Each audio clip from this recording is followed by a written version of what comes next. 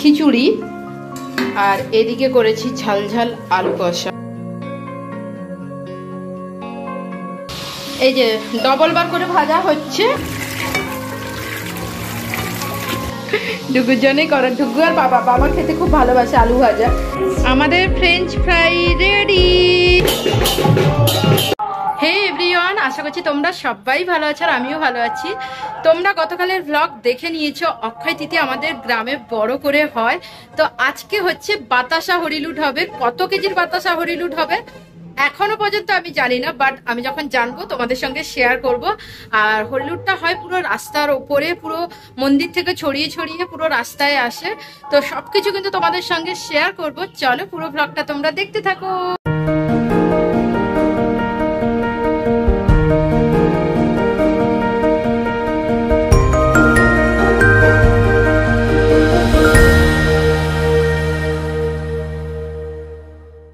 দেখো আমাদের এখানে কিন্তু অক্ষয় তৃতীয়াটা খুব বড় করে করা হয়, কারণ এখানে হরি মন্দির খুব জাগ্রত, ভক্তদের আগমন হয়। মানে সেই দূর দূর থেকে ভক্তরা আসে এখানে মনস্কামনা পূর্ণ হলে, কারো মানসিক শোধ করতে, কেউ মনস্কামনা করে যায়, পুজো করে দিয়ে যায় এরকম। তো আমাদের এখানে আমরা এখানে কিছু হলে এখানেই আমরা পুজো টুজো দিতে যাই।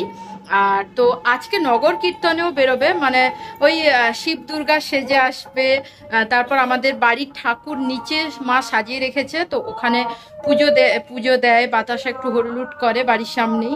তারপর নগর কীর্তনে আসে, তো ওটাও তোমাদের সঙ্গে শেয়ার করব কিভাবে কি। এখন তোমাদের হয়তো বোঝাতে পারছি না আমি কি বলতে চাইছি, তো যখন আসবে তোমাদের সঙ্গে শেয়ার করব। আর প্রত্যেকের বাড়ি বাড়ি যায়, ঠাকুর নিয়ে আসে ওখানকার, তো প্রত্যেকের বাড়িতে এসে পুজো করে দিয়ে যায়।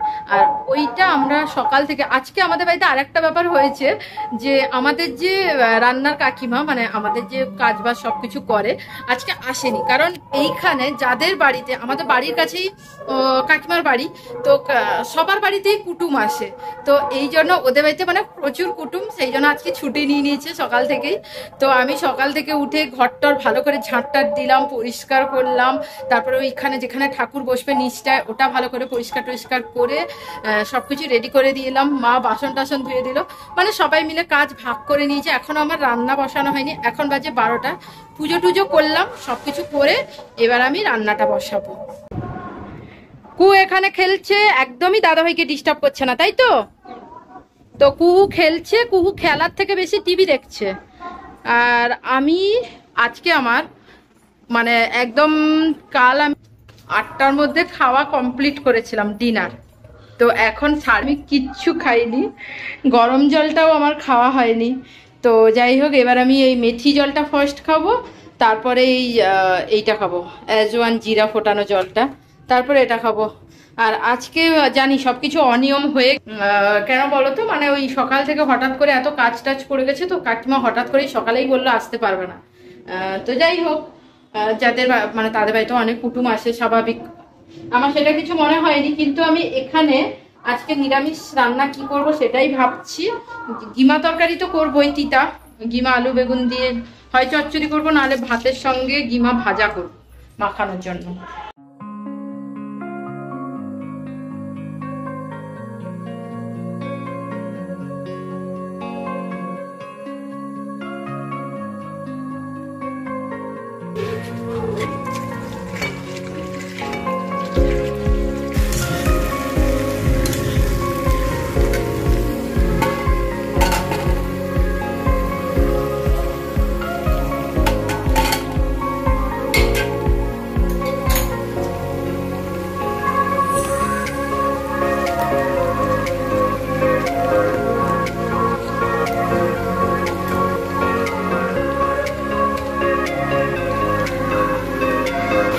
এখানে আমার ঝিঙে তরকারিটা রেডি, নিরামিষে একবারে করেছি আদা জিরে দিয়ে, তো এটা রেডি।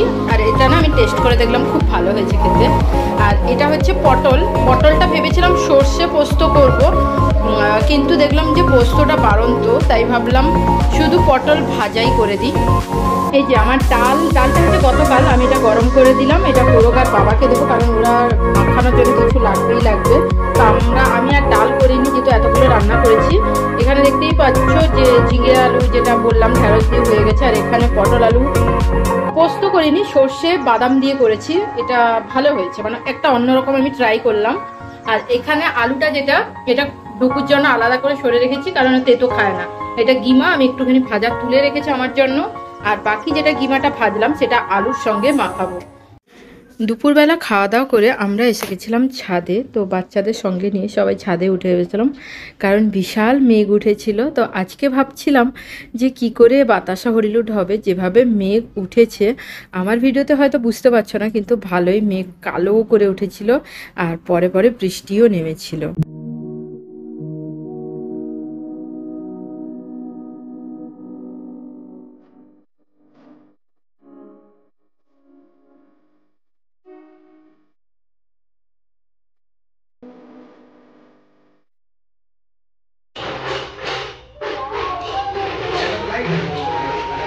হ্যাঁ, কারেন্ট নেই। নগর পরিক্রমা করতে এসছে, এই যে চলে আসো।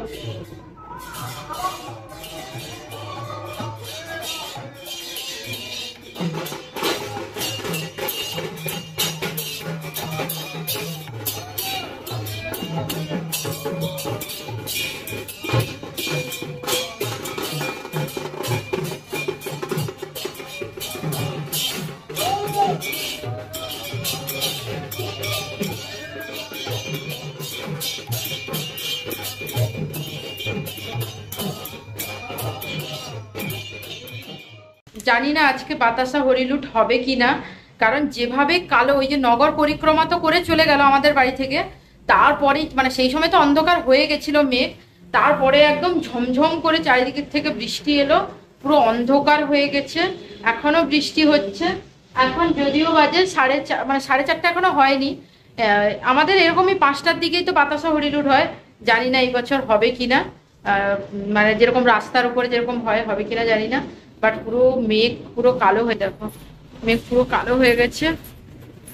এই যে দেখতেই পাচ্ছ, বৃষ্টিও পড়ছে জোর। আর এই বাতাসা হরিলুট দেখার জন্যই আরো দূর দূর থেকে লোক আসে। তো মানে সত্যি কথা বলতে, মানে দেখার মতো। রাস্তার উপর একটা লাইন পুরো বন্ধ হয়ে যায়, একটা লাইনের উপরে সেই বাতাসা, মানে কেজি কেজি বাতাসা কত এখন আমি ঠিক করে বলতে পারছি না বলে বলছি না। তো দেখা যাক কি হয়। এখনো যেন আশা আছে, মনে হবে হয়তো এরকম।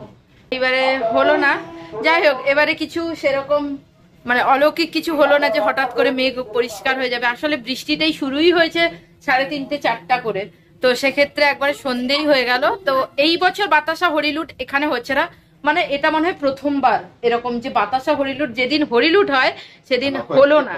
ভাবছিলাম পুরো হরিলুটের ভিডিও করব আর মন্দিরের কাছে যাব, যেহেতু বৃষ্টি হচ্ছে যেতে পারলাম না। আর এখানে মালসা বিতরণ হয়, যেটা আমরা টোকন কাটি। তো বাবা সকালবেলা টোকন কেটে এসেছিল, বাবা নিয়ে আসবে একটু পরে গিয়ে মালসা। এখন অ্যানাউন্স করছে যে মালসা বিতরণ হবে 9টা পর্যন্ত, তো বাবা গিয়ে নিয়ে আসবে। প্রচুর ভিড় হয়, প্রচুর মালসা থাকে, মানে প্রচুর। পুরো গ্রামের বাইরের থেকেও সবাই অর্ডার করে যায়, টোকন কেটে যায়। তো যাই হোক, সেটা আমি ভেবেছিলাম তোমাদের সঙ্গে ভিডিওতে শেয়ার করব, সেটা তো আর হলো না। তো বাবা যখন মালসা নিয়ে আসবে আমি সেটা তোমাদের সঙ্গে অবশ্যই শেয়ার করবো। এক জায়গায় বসে খেতে বলা হচ্ছে ঠাকুরের প্রসাদ। এই যে আলুটা আমি ভালো করে ফ্রিজে রেখে দিয়েছিলাম, তো এরপর জলও শুকনো করে মুছে নিয়েছি সাদা ন্যাকড়ার উপর রেখে। তো এটাকে আমি এখন ফ্রেঞ্চ ফ্রাই করবো। এতটাই ছিল?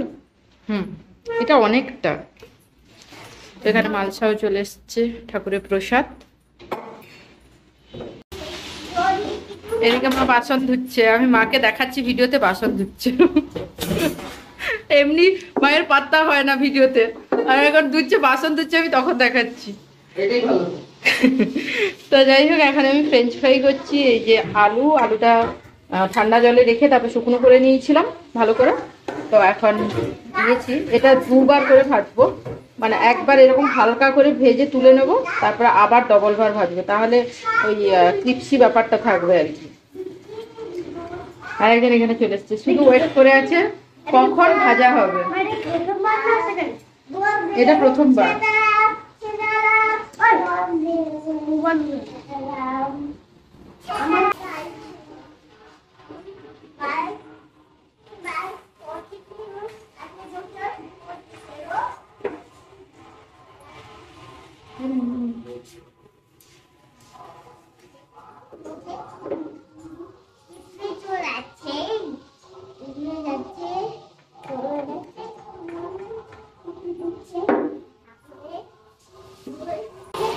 ডুগু আমাকে এখন হেল্প করছে আলু ফ্রেঞ্চ ফ্রাই করতে। আমাদের বাঙালিদের না এই ফ্রেঞ্চ ফ্রাইকে সবসময় বলতে ইচ্ছে করে আলু ভাজা, কি ডুগু? তো যাই হোক, এখন ফ্রেঞ্চ ফ্রাই হচ্ছে। এটা একটা কোটেনে ভাজা হয়েছে, আবার কিন্তু ডবল বার ভাজা হবে। এই যে ডবল বার করে ভাজা হচ্ছে, তো ডবল বার ভাজাতে এই রকম দেখতে হয়েছে লাল লাল। আর এই দিকে দেখতেই পাচ্ছ আমি নিয়ে নিয়েছি টিস্যু পেপার, এইটা ছেঁকে এখন এখানে রাখবো। তার সঙ্গে এর ওপর একটু লাল লঙ্কার গুঁড়ো মানে কাশ্মীরি মির্চ, তারপর একটু চাট মশলা দেবো, যে চাট মশলা দেবো, আর একটু ব্ল্যাক পেপার দেবো। তবে ডুগু বলছে আজকে সব থেকে ভালো দিন, তাই তো? দেখাও মুখটা।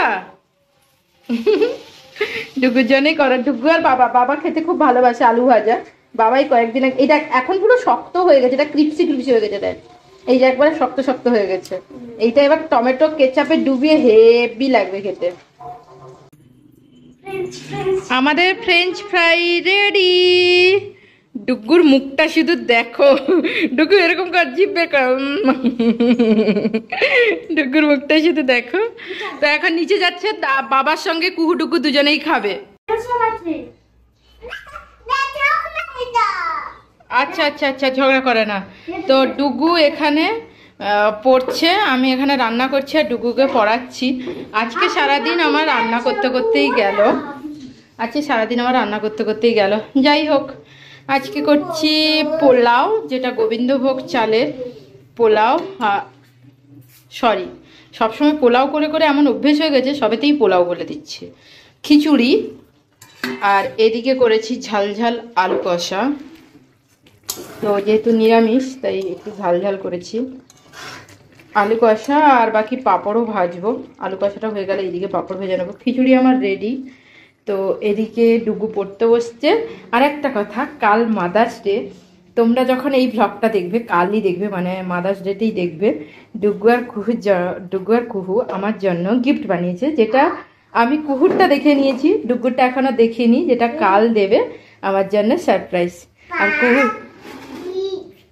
হ্যাঁ, পা গিফট। কুহু নিজের পার হাতের ছবি এঁকে আমাকে দিয়েছে। অ্যাকচুয়ালি ডুগু করছিল, ডুগু কুহুকে হেল্পও করেছে। এটা দেখে ভালো লাগলো যে ডুগু দেখে দেখে কুহুও শিখছে। আচ্ছা, হ্যাঁ হ্যাঁ, আচ্ছা।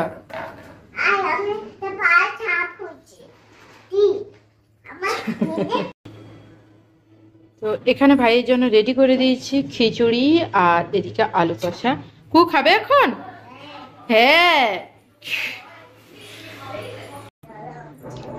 তো যাই হোক, আমার এখনো খাওয়া হয়নি, বাকি সবার খাওয়া হয়ে গেছে। আর সত্যি এখন বুঝতে পারছি যে কাকিমা না আসলে কতটা অসুবিধা হয়। মানে কাকিমা কি হয়, রান্না বান্না করে প্লাস ঘর টর ঝাড় দেয়, পরিষ্কার করে। আর আমাকে কি হয়েছে, মানে না আসতে এখন পুরো কাজটা আমার উপর দায়িত্ব পড়েছে। মানে সেই সকালে উঠে ঝাঁট দেওয়া থেকে, ঘরের রাত্রিবেলা সব গুছিয়ে রাখা থেকে, যদিও মা আমাকে অনেকটা হেল্প করে। কুহু ডুগু থাকে, তাদের পড়ানো, তাদের চান করানো, তাদের গা মোছানো, মুখ ধোয়ানো, খাওয়ানো, তারপরে তো ওদের দুজনের ঝগড়া ঝাঁটি এরকম লেগেই থাকে। তো যাই হোক, আজকে মানে একটা হেট্রিক ডে গেল। আমার খুবই কষ্ট হচ্ছে, এখনো গা হাত পা আমার ব্যথা করছে রীতিমতো। তো আমি জানি না আমি খাবো কি খাবো না, খিদে আছে কিন্তু খেতে কিছু ইচ্ছে করে। এই ব্লগটা কমপ্লিট করা হয়নি, পরে এতটাই টায়ার্ড ছিলাম তো ব্লগ আর এন্ড করা হয়নি। আজকের ব্লগটা এইটুকুই। যদি তোমাদের এই ব্লগটাও ভালো লেগে থাকে, please do like, share and subscribe. যারা পাশে আছো এইভাবেই পাশে থেকো। এখনকার মতো টাটা।